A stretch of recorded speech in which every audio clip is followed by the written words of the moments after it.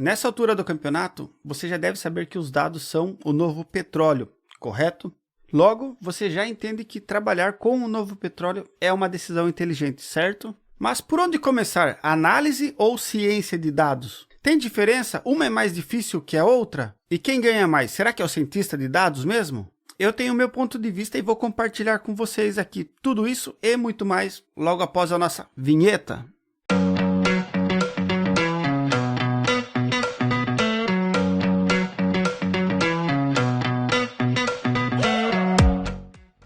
Fala aí pessoal, beleza? Bruce Fonseca aqui e hoje trazendo um tema que gera muita polêmica e gera muita dúvida também, porque as pessoas querem ir para análise de dados e ficam pensando, e aí, por onde eu começo? Análise ou ciência? É verdade mesmo tudo isso, essas diferenças? Como que funciona? Tudo isso eu vou explicar aqui para vocês. Mas antes, não deixe de esmagar aí o botão do like, se inscreva aqui no canal, que isso é muito importante para mim.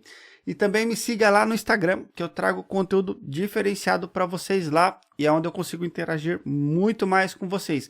Beleza? Então, bora para o nosso vídeo. Pessoal, e olha só, eu trabalho muito com cientistas, analistas e engenheiros de dados e também trabalho com o pessoal do negócios, que na verdade são aí o nosso cliente, nosso usuário final, as pessoas que demandam todo esse trabalho nosso. Então eu consigo ver muito bem aí a definição de cada tarefa, as três aí acabam se sobrepondo em alguns pontos, principalmente de importação, visualização de dados e por aí vai. Mas quando eu penso em cientista de dados, eu penso basicamente em uma pessoa ali que está fazendo estudos direcionados ali para resolver problemas mais complexos. Problemas esses que não dependem apenas de uma visualização de dados para serem resolvidos.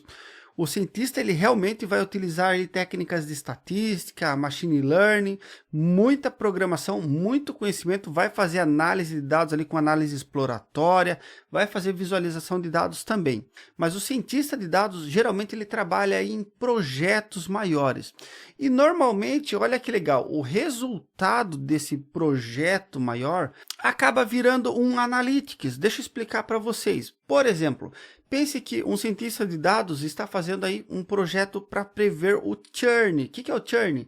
É aquela perda de clientes, né? Então você começa a trabalhar ali identificando variáveis que podem ser consideradas para prever qual cliente vai deixar a sua base, qual cliente vai deixar de comprar com você. Então ele começa a fazer uma série de estudos, validação, teste de hipóteses e consegue criar um modelo ali para prever. Depois que ele cria esse modelo e fala assim, ó, esse cliente vai deixar a sua base, esse cliente merece uma atenção. Ele cria esse modelo aí vai ser utilizado em uma base de dados e o resultado desse modelo, quem vai deixar a base, vai virar um analytics. Então o resultado vai vir de uma forma estruturada numa tabela. E o analista de dados provavelmente vai fazer aí um dashboard analisando aí onde ele deve agir aí junto com o pessoal de negócios para evitar ou reduzir aí esse churn de clientes aí que estão deixando a sua base de dados. Então, ao final de um trabalho de um cientista de dados, geralmente vira um analytics, nem sempre, tá bom, pessoal? Mas geralmente, assim, o que eu vejo muito é o que mais acontece. Você cria um grande projeto, você resolve um problema e o resultado desse problema você utiliza aí técnicas de visualização de dados aí para identificar onde você deve agir ali junto com o pessoal do business. E quem vai trabalhar junto com o pessoal do business nessa visualização? O analista de dados. Então, o analista de dados, ele também usa SQL, ele usa Python, ele também pode utilizar aí, desenvolver modelos aí de machine learning, aprendizado de máquina, que é a mesma coisa, né? Mas, por via de regra, o que mais o analista de dados faz é trabalhar com a visualização dos dados. Ele acaba sendo aquela ponte entre os dados e a pessoa do negócio que precisa consumir, que precisa transformar esses dados em informação. Então, quando eu penso num analista de dados, eu já vejo uma pessoa basicamente ali desenvolvendo relatórios, entendendo regras de negócios e criando visualizações ali para identificar padrões e trazer insights para que o usuário final possa tomar decisões baseadas em dados, beleza? Então, cientistas de dados aí, via de regra, tá, pessoal? essas funções se sobrepõem muito. Mas, via de regra, o cientista de dados aí trabalha com técnicas mais avançadas aí, programação, machine learning e estatística para resolver grandes problemas. E o analista de dados, basicamente, ele já trabalha ali com os dados prontos ali para ele fazer as visualizações, mas ambos papéis são muito importantes. Se o analista de dados não fosse importante, pode ter certeza que ele já teria sido substituído aí pelo ChatGPT. Então, cada um tem o seu papel, mas eu realmente entendo que o trabalho do cientista de dados é um trabalho mais complexo e que exige mais preparação. Pessoal, e agora eu queria falar das habilidades técnicas de cientistas e analistas de dados, mas eu gostaria de começar pelo analista primeiro. Então, basicamente, o analista ele tem aquela necessidade ali de Excel, SQL, Power BI ou outra ferramenta de visualização. E o Python quando você é alguém mais sênior ou que tem essa necessidade de executar tarefas em Python. Então, o que eu costumo ver ali? Que quando a pessoa começa a sair da visualização de dados, ela começa a utilizar o Python ali para resolver problemas mais complexos, o que acaba sendo ali uma ponte entre a análise e a ciência de dados, tá bom? É possível você começar direto pela ciência de dados? É sim, com certeza.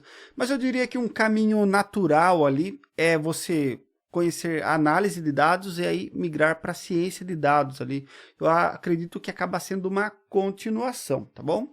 E quando eu penso nas habilidades técnicas do cientista de dados, já me vem à mente que eles têm conhecimentos avançados de estatística e matemática de uma forma geral. Eles têm todo esse conhecimento do analista de dados, mas não são tão focados em visualização de dados, mas eles sim, eles fazem também. Conhecimentos avançados de programação e, claro, machine learning aí de uma forma geral, aí cobrindo todos os campos aí do aprendizado de máquina. E, gente, deixa eu falar uma coisa, assim, quando eu penso em cientista de dados, assim, convivendo com eles, eu tenho 2 coaches que são cientistas de dados e me orientam em projetos de ciência de dados.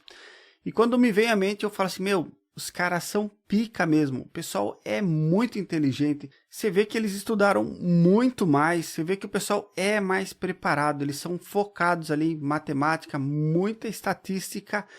E pessoal, quando eu vou nas reuniões com os cientistas de dados, que eu também participo de comunidade, já dei palestra lá com eles também, falando sobre dados, governança, usuário, carreira e por aí vai. Você vê aí que os chineses estão dominando o mercado, pessoal. Parece que você tá lá vendo o seu Reels do Instagram ali, né? E aí tem aqueles chineses pequenininhos de 3 anos de idade ali, ó, fazendo aqueles cubo mágico ali, ou resolvendo aqueles jogos de tabuleiro assim, ó. Parece esse pessoal, eles são muito diferenciados mesmo, e eu não estou puxando o saco deles, é realmente a visão que eu tenho, porque nós na análise de dados, enquanto a gente fica fazendo regra de 3 para validar a informação, álgebra linear, limites, integral, derivado, para eles é fichinha isso aí.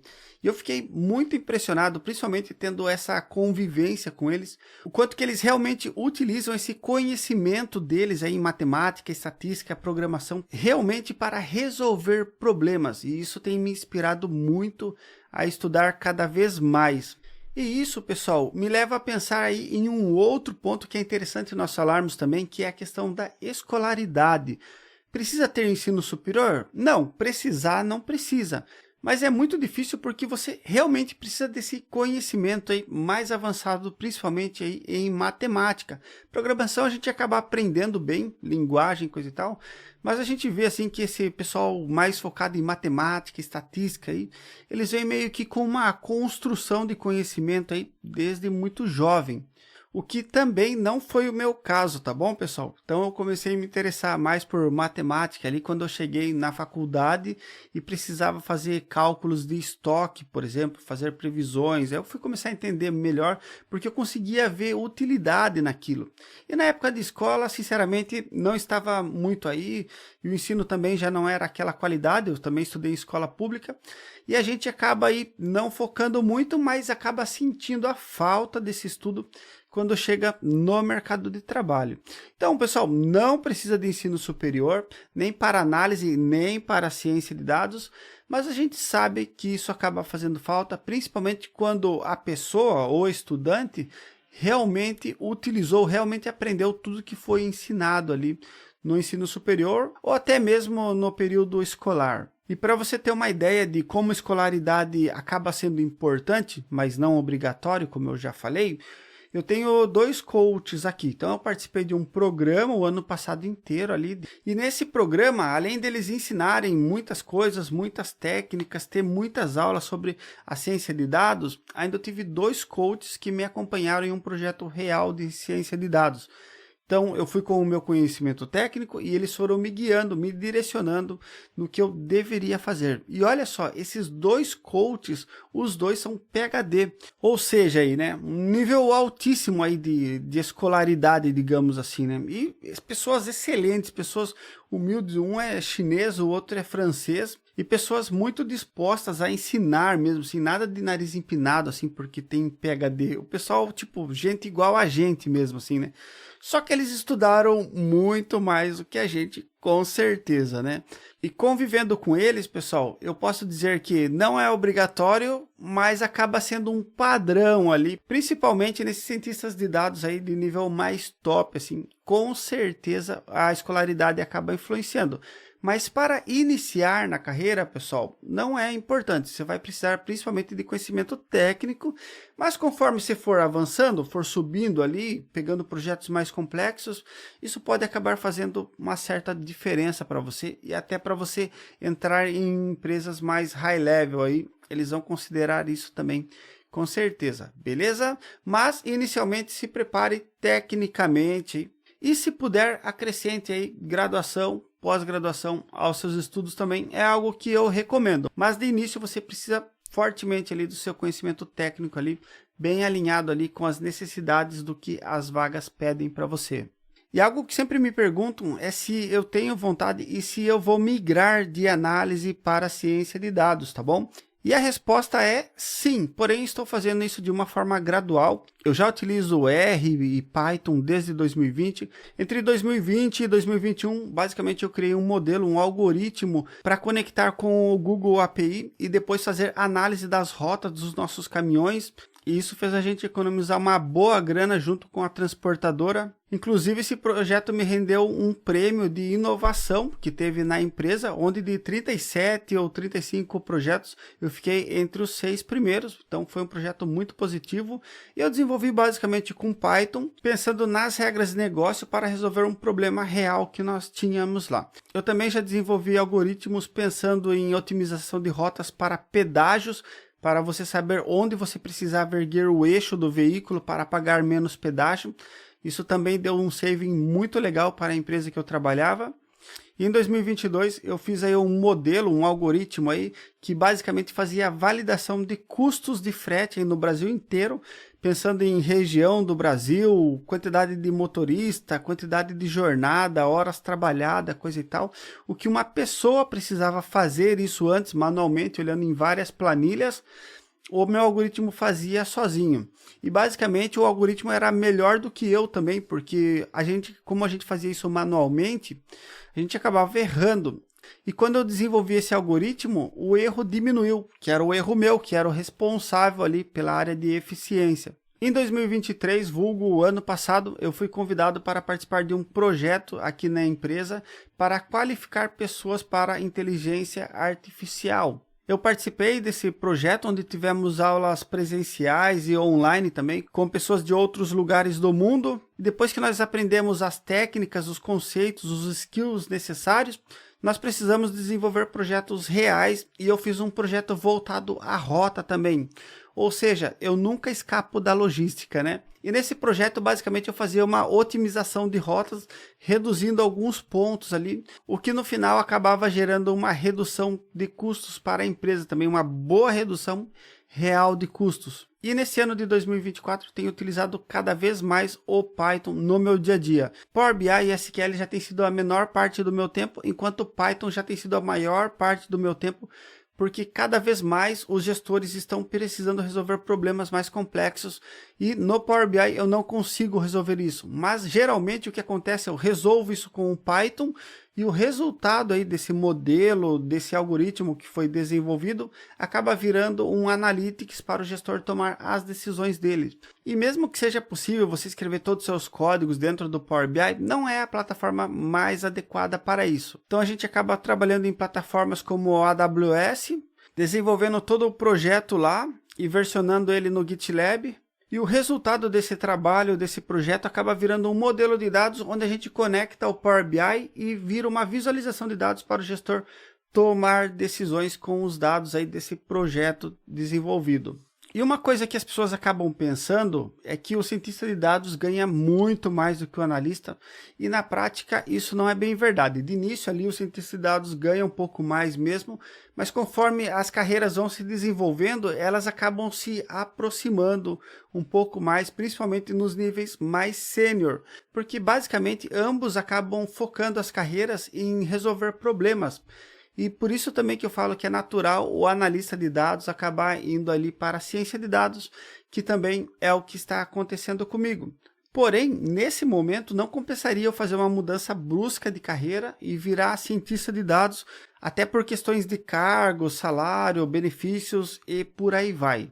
Então o que eu tenho feito é uma transição natural de carreira, onde eu não estou importando com o cargo, mas sim com as atividades. E essas atividades de um cientista de dados estão aumentando cada vez mais para mim. E baseado em tudo isso que eu falei, pessoal, qual que é o conselho que eu realmente falaria para qualquer um?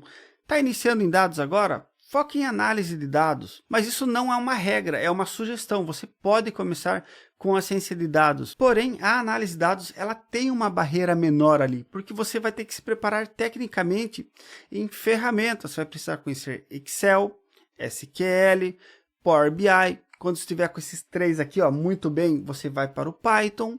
E vai ser natural aí a sua migração para a ciência de dados, mas é claro que você pode começar pela ciência de dados se preferir, tá bom? Isso não é uma regra, é apenas uma sugestão, porque é de acordo com a minha experiência, e o que eu faço aqui basicamente é compartilhar com vocês a minha experiência, e se der certo, ficarei muito grato em saber. E não esquece de dar aquela esmagada no like, compartilha, curte, comenta que isso vai me ajudar muito. Se você sabe de alguém que está precisando de um conselho, envia para essa pessoa, envia lá no seu grupo da universidade também, que vai me ajudar muito, beleza? Meu muito obrigado para você que chegou até aqui e não esqueça de me seguir lá no Instagram também, beleza? Muito obrigado, ótima semana, tchau, tchau!